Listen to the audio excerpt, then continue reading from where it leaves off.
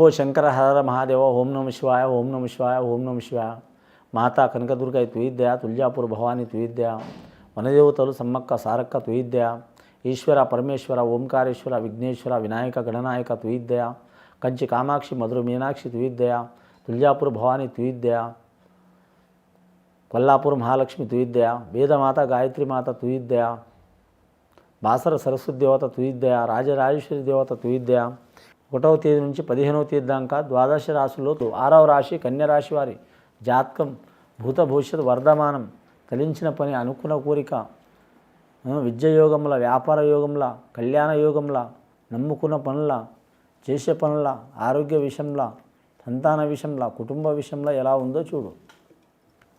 ముఖ్యంగా మాత్రం కన్యరాశి వారి జాతకానికి విఘ్నేశ్వరుడు వచ్చిండండి, వినాయకుడు వచ్చిండు, వారి జాతకంలో విష్ణు ఈశ్వర్ బ్రహ్మ వచ్చిండ్రు.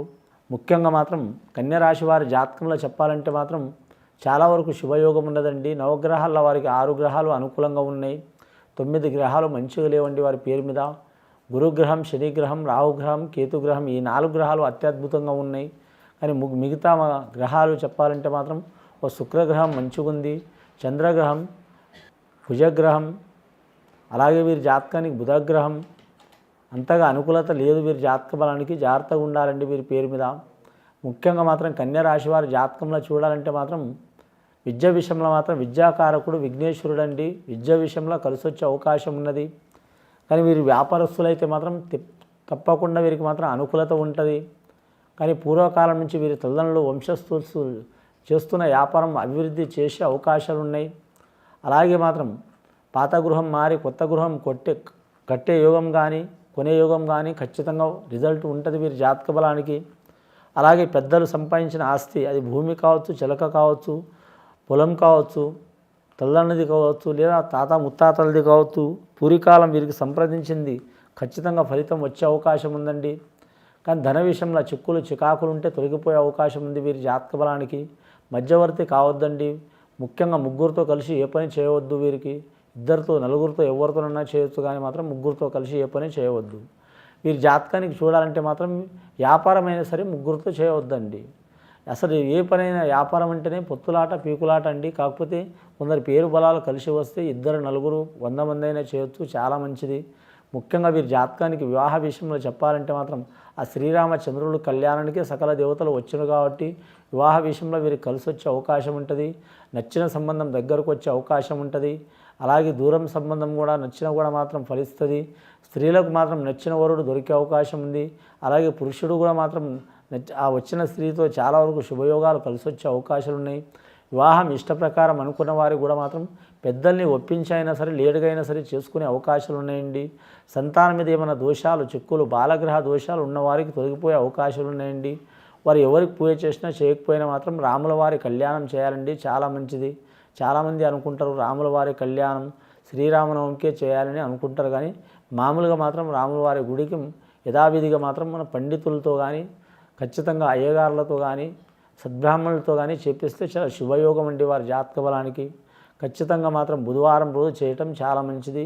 వీలైతే బుధవారం, శుక్రవారం, దశమి తిథి, ఏకాదశి తిథి, ద్వాదశి, నవమి తిథిలో చాలా వరకు వారి కళ్యాణం శ్రీరామనవమి ఘడియల కళ్యాణం అయింది కాబట్టి నవమి తిథి బుధవారం రోజు చాలా అనుకూలం ఉంటుందండి వీరి జాతక బలానికి.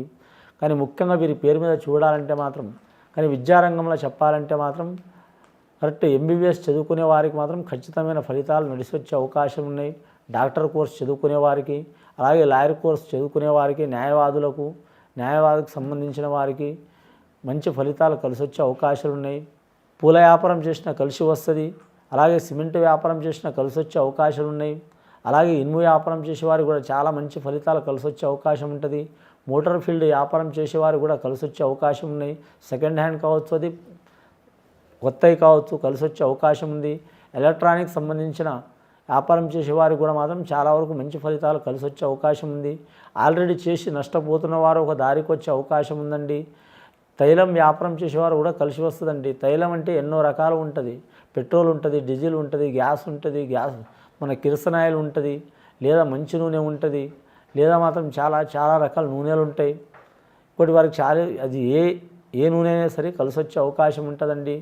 చాలా వరకు వీరి జాతక బలంలో చూడాలంటే మాత్రం వ్యవసాయదారులకు మాత్రం పంట విషయంలో ఇబ్బందులు వచ్చే అవకాశాలు ఉన్నాయి. అలాగే మిలిటరీ రంగం, రక్షణ రంగం ప్రయత్నం చేసే వారికి మాత్రం కేంద్ర పరంగా మాత్రం అంత ఫలితం ఉండదు, కానీ రాష్ట్ర స్థాయిలో మాత్రం చాలా వరకు ఫలితాలు కలిసి వచ్చే అవకాశాలు ఉన్నాయి వీరి పేరు మీద. అలాగే వీరి జాతక బలంలో చూడాలంటే మాత్రం సినీ కళాకారుల విషయంలో మాత్రం అద్భుతమైన ఫలాలు దొరికే అవకాశం ఉన్నాయి వీరి జాతక బలంగా. వీరు చాలా కాలం నుంచి, కొన్ని సంవత్సరాల నుంచి అద్భుతమైన ప్రతిభ ఉండి కూడా మాత్రం చిక్కులు ఇబ్బందులు పడ్డవారు మాత్రం ఖచ్చితంగా వీరికి మాత్రం ఒకరు దరిచేరే అవకాశం ఉంది.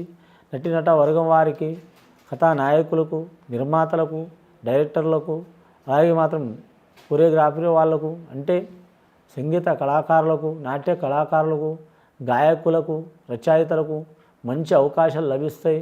గవర్నమెంట్ పరం నుంచి మాత్రం అవార్డులు, రివార్డులు లభించే అవకాశం ఉంది. ప్రైవేట్ పరం నుంచి కూడా అవార్డులు, రివార్డులు లభించే అవకాశం ఉంది. ఆరోగ్య విషయంలో ఇబ్బందులు, చిక్కులు, చికాకు, దారిద్ర్య బాధలు పడుతున్న వారికి తొలగిపోయే అవకాశాలు ఉన్నాయి. వీరి జాతకంలో చూడాలంటే మాత్రం వ్యాపార విషయంలో చూడాలంటే మాత్రం ఏ వ్యాపారం చేసినా కలిసి వస్తుందండి. ఇంకోటి వీరి జాతక బలంలో చూడాలంటే మాత్రం రైస్ వ్యాపారం చేసేవారు కూడా కలిసి వచ్చే అవకాశం ఉంది. కానీ మాత్రం కంప్యూటర్ రంగం వారికి కూడా లాభయోగం ఉంటుంది. ఐటీ రంగం వారికి మాత్రం శుభయోగం ఉంటుంది. అలాగే వీరి జాతక బలంలో చూడాలంటే షేర్ మార్కెట్ రంగం వారికి కొద్దిగా ఇబ్బంది ఉంటుంది, జాగ్రత్తగా ఉండాలి. కానీ మాత్రం వీరి జాతకంలో ఐటీ రంగం వారికి మాత్రం ఇబ్బందులు వచ్చే అవకాశాలు ఉన్నాయి. వీరి జ్యోతిష బలంలో చూడాలంటే మాత్రం ముఖ్యంగా వీరి జాతక బలానికి రాజకీయ నాయకులకైతే తిరుగు ఉండదు, పట్టిందల్లా బంగారం ఉంటుంది.